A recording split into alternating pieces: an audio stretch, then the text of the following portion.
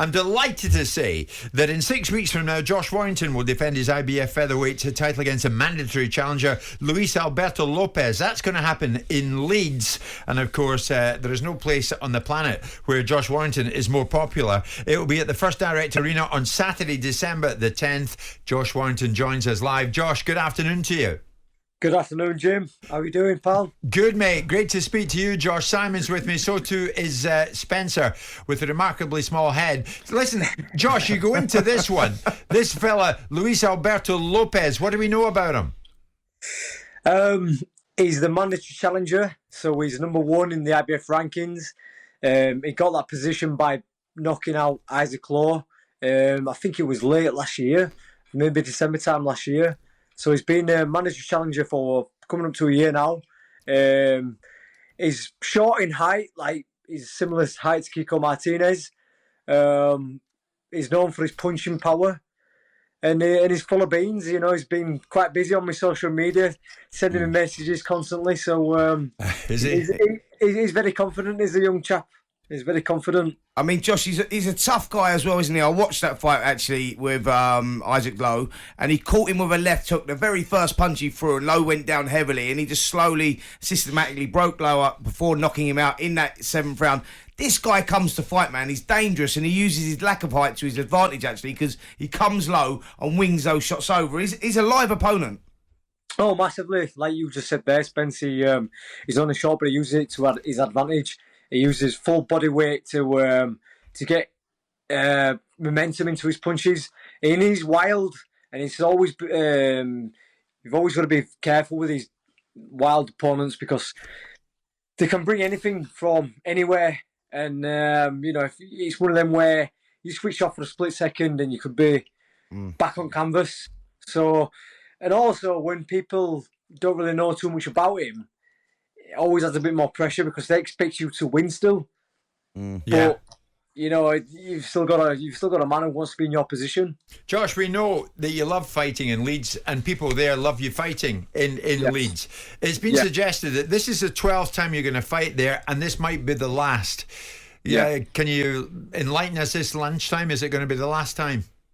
I'd like to think so, Jim. You know, I mean, they should be renaming the arena to the Josh Warrington Arena. I've been there more times than anything else.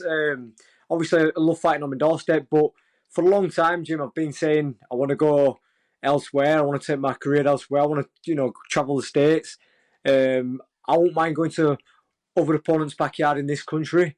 So, 12th time in the arena, but I think we're more than capable of going elsewhere. And like I say, one of the things what's been on my bucket list is to go to the States. You know, I've done Ellen Road, I've done Headingley Stadium, 12 times at Leeds Arena. I've done Manchester Arena.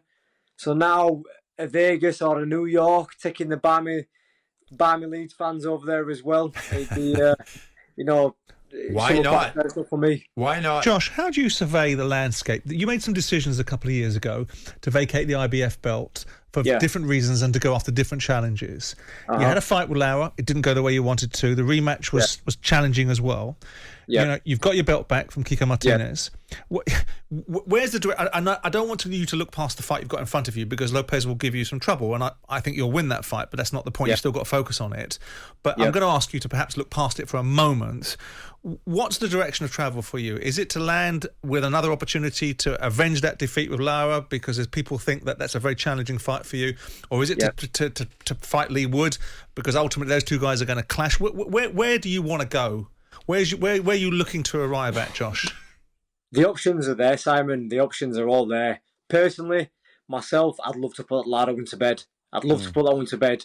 A lot of people saying, "Oh, he's got your number." He's your bogeyman. You don't need to face him. But I think they're blowing a lot of smoke up his backside. But he caught me on a bad night. Do you know what? Respect to you though, Josh, for saying that, mate, because Lara's one of those guys. He's like rough and tough as well, and he has emerged out of nowhere. He's doing well. He's on a good run at the moment as well. So respect to you, mate, for wanting to get back in there with him because he is the danger man of the division. Let's make that right. You say that, Spence. That is right, but you look at the other fighters in the division, Ray Vargas, Emmanuel Navarrete. They're other champions. And, you know, for a long time, I've been wanting to fight another champion. I mean, when I won the belt back in 2018, my first defence was against Carl Frampton. My second defence was against Kid Gallard. You know, I've had no but big fights since I've been champion. And all I've wanted to do was fight another champion to try unify. It's not so much to ask, is it? You know, sure. I know fighters what have done less and have been given bigger opportunities. I feel like, you know, us Northern boys, sometimes we get a little bit left out. But, you know... Yeah, well said, Josh. Well said. You know, I'm sorry where I'm coming from, Jim. So do you see it, Josh, that when you beat Lopez, you wait for the outcome of Wood versus Lara and you take on one of those two because that's another belt you can collect because it's a WBA marble will be up there, won't it? Yeah, I mean, that's a fantastic belt, and obviously, you know, a Wood fight would be great, domestic fight, but he's, like I say, he's not the only option. Again,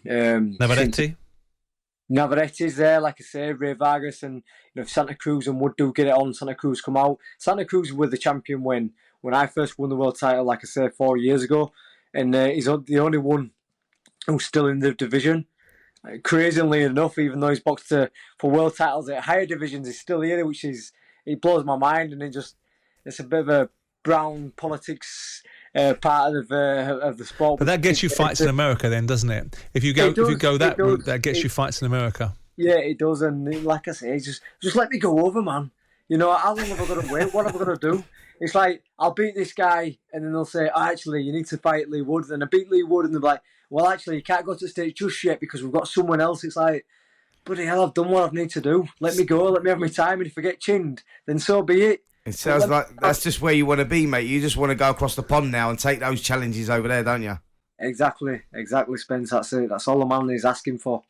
Okay. Well, of course, Spencer, Josh, while everybody hopes that you come through your next fight, one organisation very close to your heart, Leeds United, are finding life that bit tougher than they might have thought in the Premier League. What's your hopes for them?